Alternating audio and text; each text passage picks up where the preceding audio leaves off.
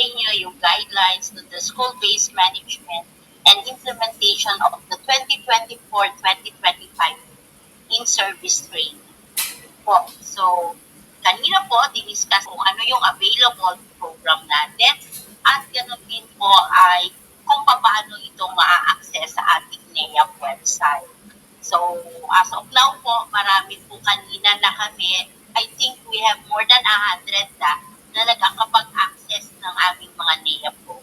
So, ngayon po, i-discuss ko sa inyo ano ba o paano ba ang dapat gawin natin sa ating mga sa pag-manage ng ating implementation ng in-service training based on DepEd Order 09/2024. Ito po yung ating implementing guidelines to the school calendar and activities. So, based po dito, it emphasizes the essential role ng ating school heads on managing and implementing inset programs for teachers. So, school heads are responsible setting academic goals, guiding curriculum development, evaluating teachers, and ensuring inset programs improve teachers' content knowledge and pedagogical skills. Itong inset ay nagseset ng setting academic goals, guiding curriculum development, and evaluating teachers and staff.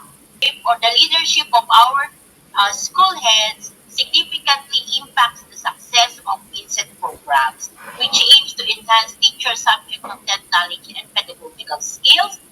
Of course, effective school heads prioritize teacher development, ensuring that inset programs addresses unique professional needs and improve teaching competencies critical for student learning outcomes. Kaya nga po, dapat kapag sinasabi lagi natin na these are needs-based. They also oversee logistical arrangement, resource allocation, and budget management to guarantee smooth program implementation. Kaya po dapat ang school heads ay napaplanong husay ang ating inset para po mayroong mga resources na magagamit natin and even for budget management. So how do we, or what are the key responsibilities of school heads during inset? No? So first, we have the program design and delivery. So school heads must ensure that the PD programs are well designed and effectively delivered. Because the aim is to improve teachers' subject content and pedagogical knowledge, fostering continuous growth and development. The next one is school heads must review and prioritize teachers' needs. So school heads are required to revisit the school plan for professional development. So dapat nakikita ng school head yung ano ba yung professional development plan ng teacher and even the whole as a whole ng school to align the PD programs with the specific needs of teachers, focusing on areas that impact student learning outcome. So, hindi dapat na nakatapos ng training or na pagkakatapos ng inset, ay tapos na. Dapat, tinitingnan din natin yung impact ng ating naging training. Next one is, school head must also know how to select PD programs. So, PD programs should be selected based on teachers' need at various level for a specific subject area. Okay. So, dapat doon natin nakikita yung kanila.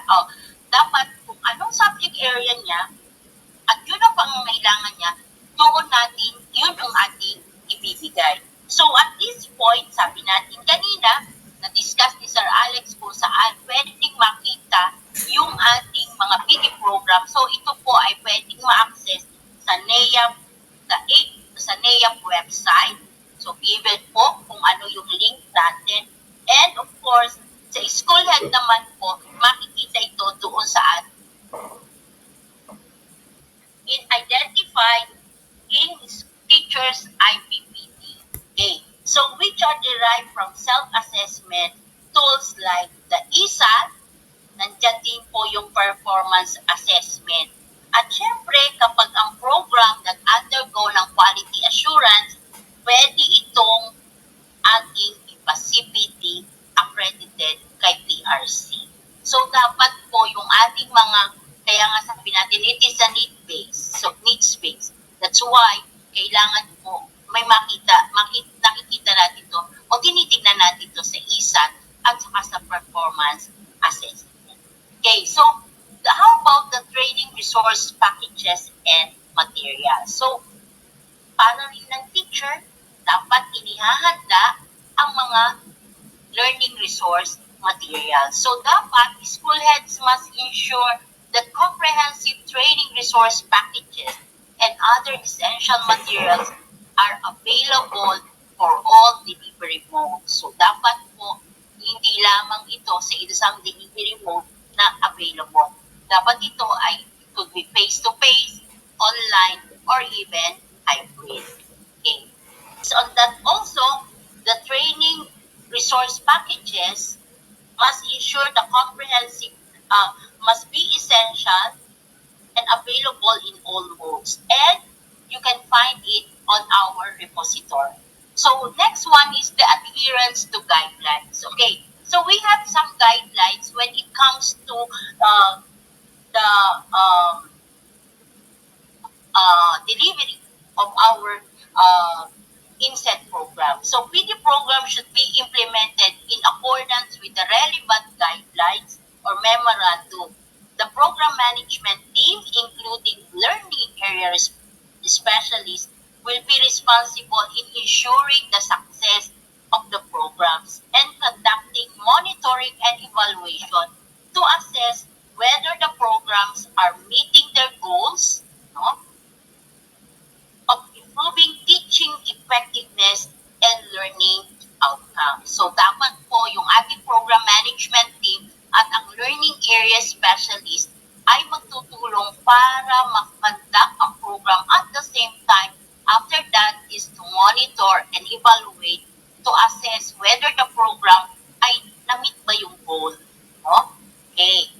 Next one is the monitoring and evaluation. School head must use the NAEAP e-M&E tool for school leaders. So ito po mamaya ay i-discuss kung ano ang laman ng e-M&E tool at kung paano ito maa-access. So school heads are required to fill out and submit at the end of the inset form, a form para po dito sa ating end of the training. It is important that this form is completed accurately and submitted on time. Okay. So next one is our logistical management. Okay. So on our logistical management, school heads are responsible in overseeing logistical aspect of the PD programs. One is the scheduling. No? Paano ko ba in-schedule to? Especially katulad halimbawa ng ating master classes. So, paano scheduling nito sa mga teachers? Kung halimbawa, may teacher na gusto mag-access din o manood din sa master class, at the same time, meron po kayo na de-develop sa inyong school-based inset, so paano? Dapat na-schedule po nito. Then, resource allocation. Lahat ba ng materials available? Ito ba ay nabigyan ko ng budget kahit man lang sa food, at saka sa materials ng teachers na gagamitin. And of course, on the selection of our appropriate delivery method. This arrangement must be finalized well in advance to ensure smooth program execution. Kaya po dapat ngayon pa lang na meron na tayong mga schedule para po sa next week inset. And then, the last one is the financial oversight. Siyempre, dapat hindi lamang natin tinitingnan kung nabigyan ng budget, but we're going to ensure that the funds allocated for the PD are used efficiently and responsibly. So all financial expenditures should be accurately recorded on the NAEAP e-M&E tool to maintain transparency and accountability in managing the program's budget. Could it be, ito po ay fund, can it whether it is a school-based MOOE fund, or it could, pwede rin naman po na ito ay wala tayong nagastos at ang teacher lang talaga ang gumastos. So, dapat nare-record